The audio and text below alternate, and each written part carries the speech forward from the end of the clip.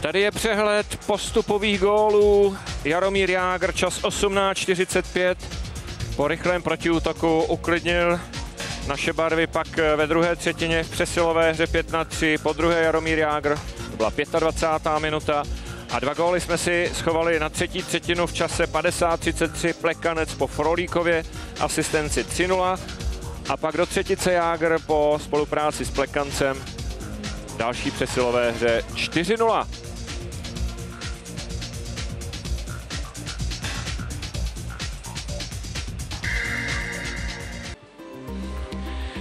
Tak tady jsou některá čísla z prvního čtvrtfinálového utkání, ze kterého postupuje po vítězství nad Spojenými státy 4-0 Česká republika. Jaromír Jágr 3 góly, Tomáš Plekanec 1 gól a 2 asistence, 2 přesilovky proměněné a Ondřej Pavelec 29 zákroků a druhá 0 v turnaji.